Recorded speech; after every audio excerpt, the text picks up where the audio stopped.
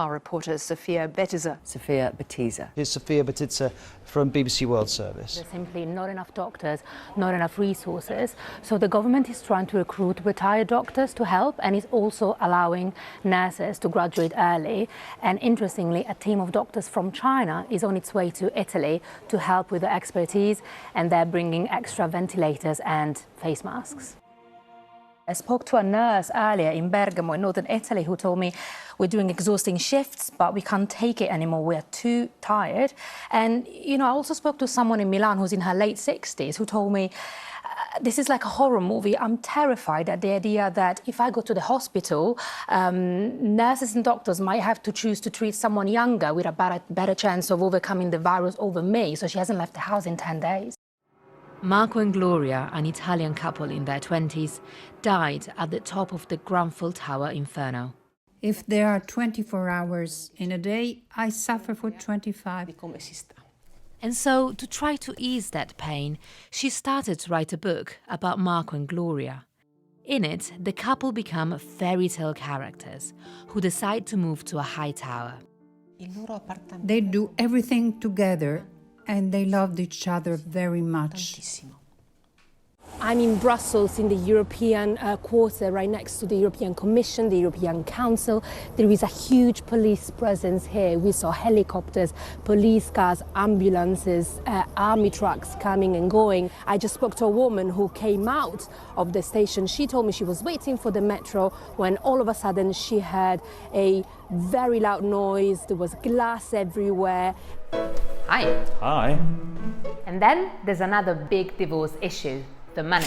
And that's money that the EU wants from the UK.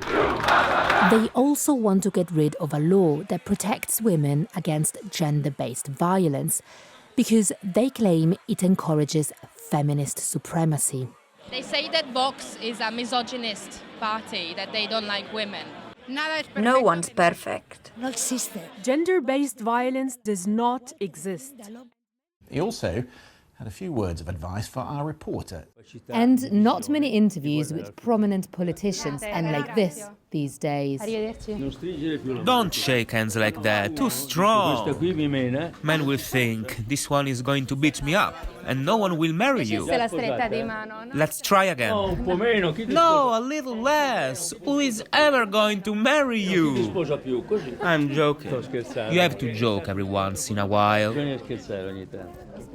For many, the idea that Berlusconi would run the country again was itself a joke a year ago. So it would be very difficult for him, I think, to navigate a government with this grand coalition with two parties that are very, very different.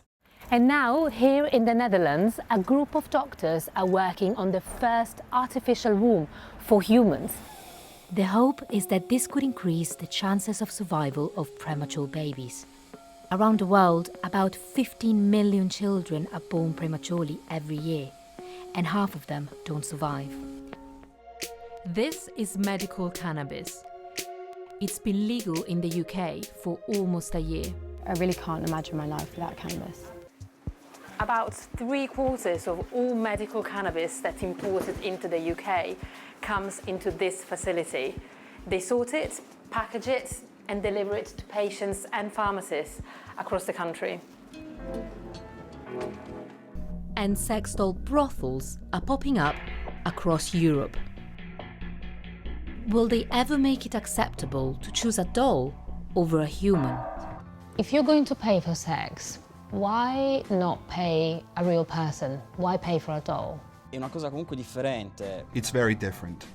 A prostitute is a real person and can judge you for the way you look or for fantasies you have. A doll can't do that. Hello, it's Sofia from the BBC, and if you want to know what happens in the UK during a royal wedding, stick with me and I'm going to show you everything. I want to tell you more about the earthquake that happened here last week. That used to be a shopping centre. It was packed with people when the earthquake struck. We first met 12-year-old Rizky in Indonesia last year. He told us he was watching highlights of his beloved Manchester City in an internet cafe when an earthquake struck, which killed nearly 2,000 people. A BBC viewer saw his story and wanted to pay for him to come over and see his Man City heroes. A 7,000-mile journey for this one moment. Priceless.